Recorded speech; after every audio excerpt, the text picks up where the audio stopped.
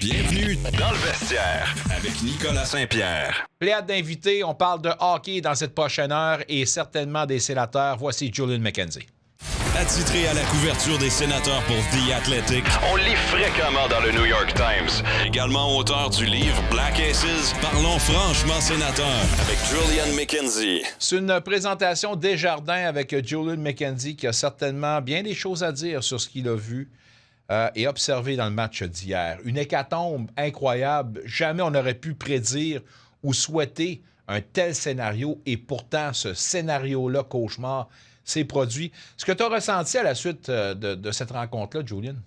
C'était un cauchemar. Je pense que c'est le bon terme à utiliser, comme le fait que les Sens, tous en entier, comme c'est pas juste un commentaire sur Linus Ullmark, parce que je sais qu'il y en a beaucoup de commentaires sur lui après cette performance-là, mais le fait que ton gardien de but n'était pas au top. Le reste de l'équipe jouait pas bien. Comme c'était un cauchemar d'un départ. Si les Sens ont trouvé une façon de seulement être en arrière de 2-0 à la fin de la première période, j'étais assez confiant dans leur jeu où je pensais comme, you know what, peut-être il y aurait une chance qu'ils pourraient égaliser. Parce que les Panthers d'hier, on parle d'une équipe qui a beaucoup de gens qui sont blessés et qui jouent pas. Mais un autre but après l'autre, comme je voyais l'esprit qui sortait du groupe. Puis si t'es les Sens, tu trouves une façon d'essayer de jouer un peu plus meilleur et de au moins terminer le match avec de la puissance. Mais j'étais vraiment déçu avec la performance de l'équipe, qu'on considère les attentes, qu'on considère leur place dans les standings, dans le classement. La seule chose qui est un peu comme un silver lining pour eux, c'est que les autres équipes qui sont entourées d'eux dans le classement, comme ils n'ont pas pris gros d'avance sur eux dans le classement. Alors, tu as une deuxième chance jeudi soir contre les Sabres de gagner un match et de retourner au fort, parce que le match contre les Panthers, c'est inacceptable à avoir quelque chose comme ça à ce point dans la saison. Et je sais que les Sens ont des blessures et qu'ils sont fatigués, mais je pense que, et tu peux même demander aux joueurs toi-même, comme les attentes pour eux, c'est de au moins être compétitif contre une équipe qui est assez bas dans le classement et ne seront pas dans les séries. Comme c'est un match où tu regardes le film, puis tu le mets dans la poubelle après. Comme c'est pas ce que tu veux. Mais est-ce qu'on peut espérer un autre scénario demain contre un club, les Sabres, qui ont le numéro des Sénateurs, meilleure équipe de l'Est en ce moment? Les Sénateurs n'ont pas gagné un match dans les 2-3 dernières années contre les Sabres, si je ne me trompe pas. Puis avec ce qu'on a vu hier, j'ai dit, c'est là qu'on a assisté à la chaîne qui a débarqué. On voyait, puis dis-moi si je me trompe, Julian, on reconnaissait tous que la ligne bleue était très, très, très mince. Et malgré le fait qu'un Yakemchuk avait surpris à son premier match, on savait que ça ne tenait qu'à un fil.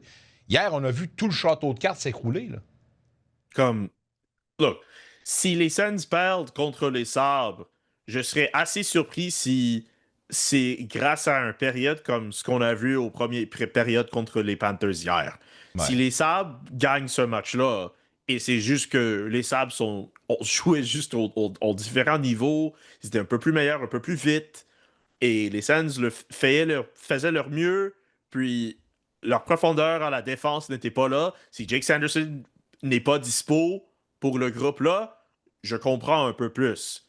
Mais si on voit une répétition de ce qu'on a vu dans la première période, une période de cauchemar pour ce groupe, ben, on parle un peu plus différemment avec ces Sens-là.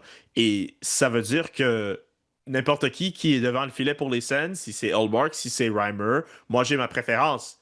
Mais, il y en a beaucoup de pression sur ce gardien de but, puis tu as beaucoup de pression sur tes attaquants, où tu as besoin d'une production de tes meilleures lignes et de ton côté offensif pour être aux batailles contre les Sabres.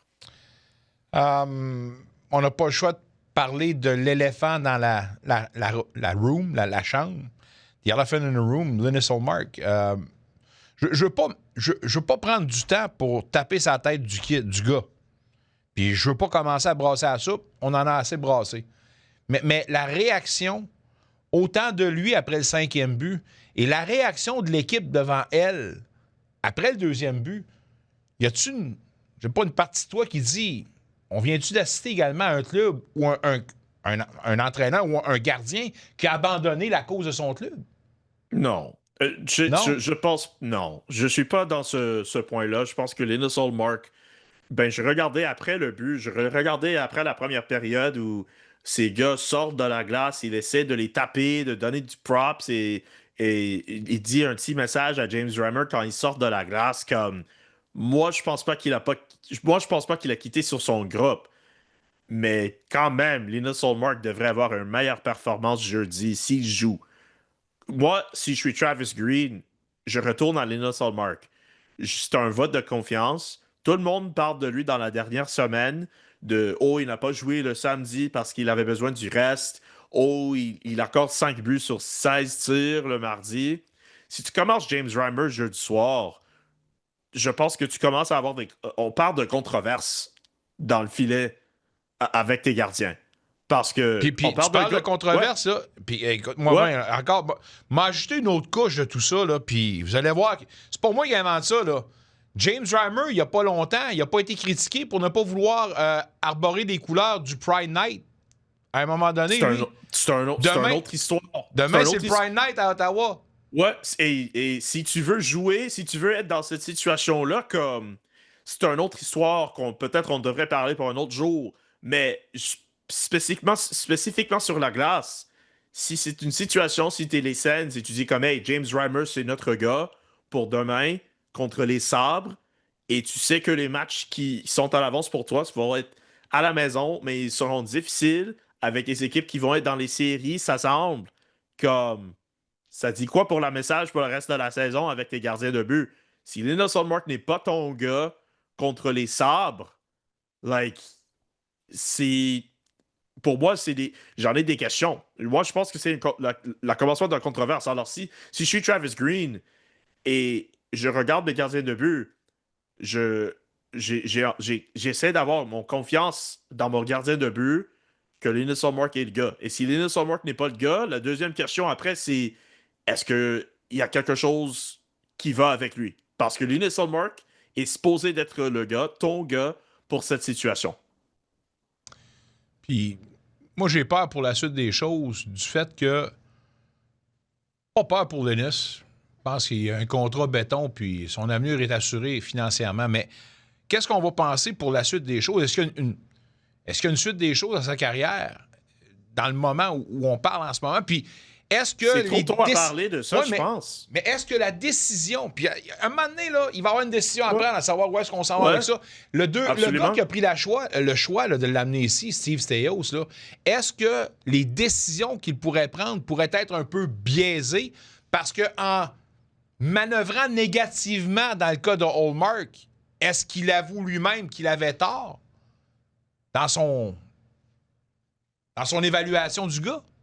C'est une bonne question. Comme le prochaine chose pour moi, comme j'ai parlé à la radio pour une autre station et je pense plus tôt dans la semaine et j'ai dit que si je suis Steve Staios, la première chose que je devrais regarder dans la saison morte, c'est d'avoir un autre gardien de but qui peut au moins être un tweener, qui peut aider Ullmark. Et si tu veux que Levi Merilanen devrait avoir une autre chance à jouer dans la Ligue nationale, ce gardien de but devrait être un stop-gap.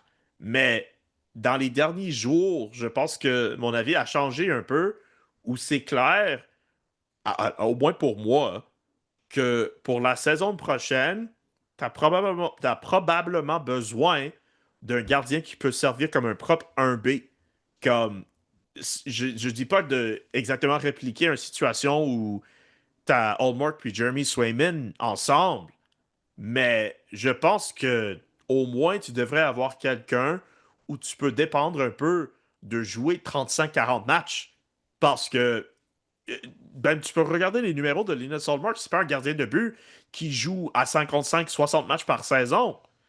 Et si et Linus Ullmark, il joue sur une équipe qui a du confiance en lui, qui dit hey, on te croit on croit en Linus. C'est ça ce que les Sens disent. Et si c'est un gardien de but qui va rester avec le groupe, comme et tu regardes avec le groupe que tu possèdes et tout ce qu'ils font avec les numéros avancés, le côté offensif, leur défense, comme ton gardien de but, la position, c'est à Steve Staios à régler et trouver une solution dans la saison morte. Et ça va probablement dire que tu trouves un numéro 2 ou un 1B qui est reliable. Et ça veut dire pas que Linus n'est pas... Ben, on sait que les derniers jours ne sont pas parfaits pour lui, mais il faut que tu sois dans une situation où tu as 2 gardiens de but qui sont reliables. Et ça pourrait probablement dire que c'est Linus Ullmark et quelqu'un d'autre pour la saison prochaine. Julian, il y a une chose qu'on peut dire, en tout cas, en étant des journalistes qui couvrent le fait et geste des Sénateurs, c'est que si on pense que ça fait dur ici, ça ne pourra jamais aussi faire dur que ce qui se passe à Toronto. On s'en parlera un autre tantôt. Hey, j'essaie pas de... Hey. Je sauve ça pour le Chris Johnston Show. On aura un nouveau épisode ce soir. Bon, ben, on va écouter ça entre-temps. Je vous souhaite de passer une excellente fin de soirée. Un bon podcast. Je me mets dans le trouble, Nico. Jeez. On se reparle la semaine prochaine. Bye. Bye, my friend. Un retour sportif 100% local dans le vestiaire avec Nicolas Saint-Pierre.